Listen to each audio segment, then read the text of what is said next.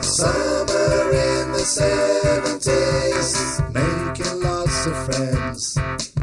He'd be out in the streets in a day and a night. Everybody had a chance, and the future seemed bright. Friday, it's 5 to 5, it's time for Crackerjack! Yay! Hello people, as you can see from my comments and things like that, that I always ask for feedback, and I'm responding to the feedback this time. Apparently there was too much headroom in my other videos, according to old Mish there, the picky old bugger that he is. So yes, I don't know what he means by that, so and yeah, oh, my hand movements are quite good as well, so that's all right. So yeah, another thing that it came out with was sorry, I might have got too much of my head in there.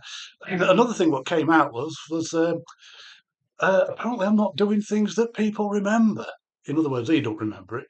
So yeah. Remember watching something that the whole world watched about 5 minutes ago? Shall I do those kind of things? So, yeah, what can you do? So, Crackerjack, yeah, so that started, actually, I didn't know, that actually started in the 1950s, and Eamon Andrews, of all people, the erstwhile of this, is you're like, duh, duh, duh, duh. And, but yeah, probably what we all remember it for is Ed Stewpot Stewart, or Stewpot. Yeah, brilliant it was. Yes, he was the main guy on it, and I think other people came on like Peter Glaze and things like that. Who did sort of magic tricks, but Ed Stewpot Stewart was the main guy for it. In fact, my sister had got a record from Ed Stewpot Stewart because he used to do some kind of Sunday morning radio show, and he had speeded up voices that used to go something like "Hello, darling," yeah, and stuff like that, and. Happy birthday to you, squash tomatoes and stew, bread and butter in the gutter. Happy birthday to you, or me.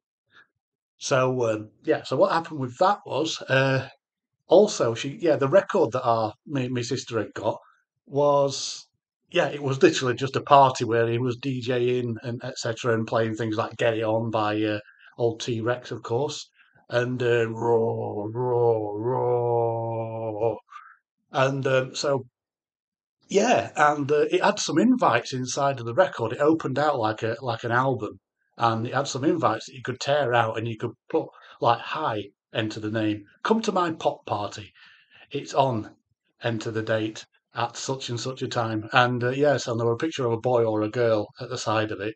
And then I put it through me one of my neighbour's doors, inviting him to come to the party. And as soon as I put it through letterbox, his dad opened the door. And said, "What's the pop party?"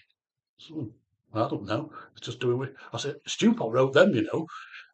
But anyway, yeah, back to Crackerjack. What there also used to be, Crackerjack. What they also used to be was there was two. I think they had two females that used to appear, but it was always this thing with sort of like the 70s and early 80s stuff, even like the Bruce Forsyth stuff, that one person would appear, and it usually was the male, and then the female would appear as the second hostesses, etc. I can't remember. There was a game called Take a Letter that they did on there, and what you had to run up and down and take a letter from the board and come back and possibly answer a question on it, and you'd be like, over the page we go, etc.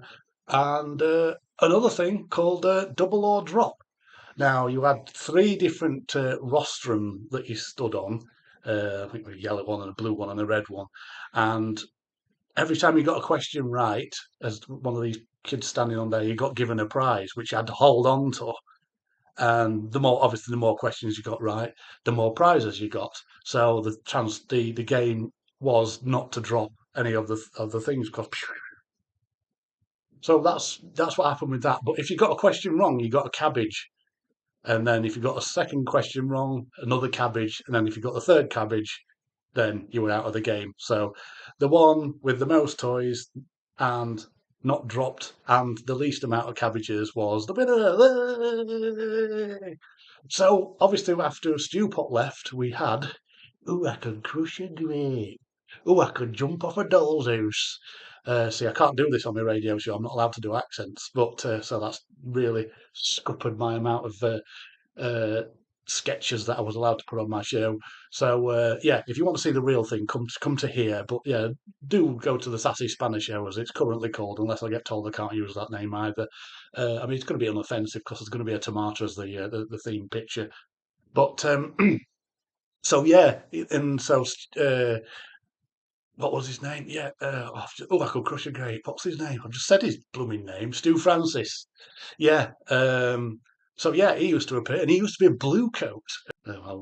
But anyway, that's enough of that. That was Crackerjack. Do feel free to leave any comments. Do. I'm really confident about saying that. And but now, just want to show you.